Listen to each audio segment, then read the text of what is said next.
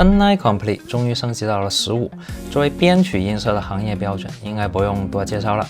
不过在2003年 Complete 1.0 发布的时候，只有一个版本。2011年 Complete 8增加了 Ultimate 旗舰版，2016年 Complete 11增加了 Select 精选版，2018年 Complete 12又增加了 Collector's Edition 典藏版，今年 NI 又将 Select 精选版一分为3，所以现在的 Complete 共有7个版本。首先，如果你没有用过正版 Complete， 建议先下载免费的 Complete Star。我数了一下，起码有 6.5G 的体积。NI 每年还有一些免费的赠送音色呀，像我这个 25是几年前免费领的，体积也有 2.5个G， 所以 Complete 的免费音色可能就有10几个G。现在很多音乐工作站的免费版，像 Pro Tools Intro、Studio One Prime 这些，它们本身就有好几个G 的音色。作为曾经的音乐学院的编曲讲师，我想说，对于初学者而言，过多的音色可能会让你陷入选择恐惧。最重要的是开始并且完成一首作品。OK， 当你过了初学阶段，想更深入的去玩一种风格，那就可以选择 Select 精选版。这次精选版一分为3个版本都是7个乐器加6个效果器，只是内容不一样，价格比上一代下降了一半。699就能买到了一对鞋子的钱啊！顾名思义，搞乐队选乐队版，搞电音的选电音版，什么人搞 beat 呢？ Yo, DJ, drop the beat. 留意一下 beat 版本更偏重现在主流的 trap 风格。那问题来了，我做流行乐应该选择哪个版本呢？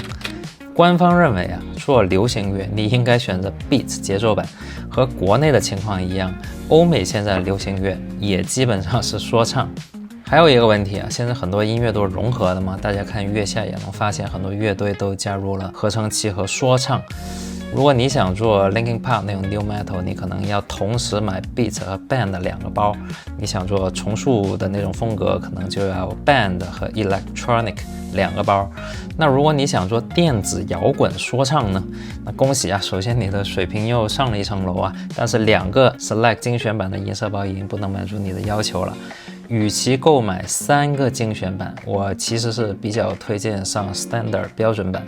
刚才看到精选版有7个乐器、6个效果器，加上 Complete Star 的7个插件，其实共有20个插件，但标准版是95个插件。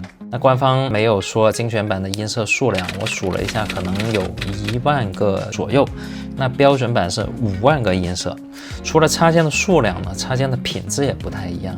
像 Complete Star 和精选版里边的 Contact 其实都是 Player 版本，精选版的 Band 乐队版呢，里边的 Guitar Rig 7是 LE 版本，而 K15 标准版里边的 Contact 是标准版， Guitar Rig 是 Pro 版本。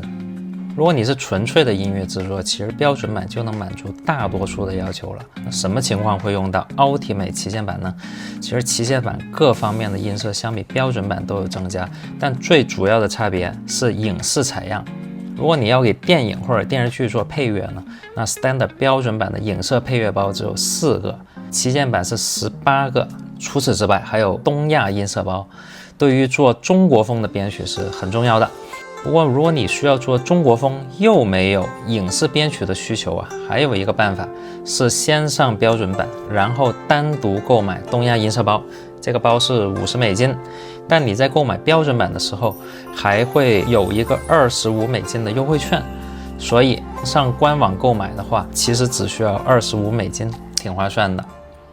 下面谈一下 C1 典藏版，俗称 NI 全家桶。其实典藏版相比旗舰版的提升不会太多呀，插件总数只增加了15个，很多类型的音色包数量都一样，像这个 Lip 扩展包都是12个啊 ，Play 系列采样两者都是22个，钢琴和电钢数量也是一样的，明显的区别只有2个，第一个是古典弦乐，比较适合做大编制的制作人呢。另外一个是音色扩展包，我们的对比表没有办法把它们全部列出来，可以去官方的中文页面选择内涵产品，然后选择扩展包，然后对比旗舰版、典藏版的具体差别，主要是多了很多小众偏门的音色，比如说这个巴萨人是这么念吗？是德国的嘻哈先驱制作人的融合磁带风格。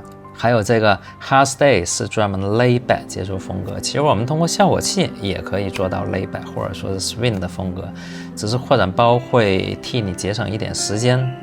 总的来说，典藏版的性价比肯定不如旗舰版，它的意义是让你拥有音色自由。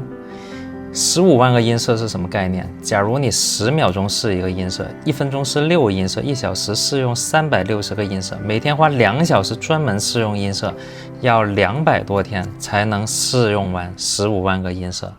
如果你觉得12000块钱典藏版并没有比8000块钱的旗舰版贵很多，那你可以考虑典藏版。好了，7个版本的区别大家了解了吗？最后吐槽一下，现在软件的破解难度也增加了，所以必须限制系统的部分联网功能，这时候就会误伤到其他程序，让其他程序没法在线更新或者使用一些网络功能，这就必须重装系统。我也帮朋友弄过很多次就直接重装和恢复系统都不行，必须格式化 C 盘才可以，这对音乐人的工作影响还是挺大的，所以有条件的话，还是正版比较省心。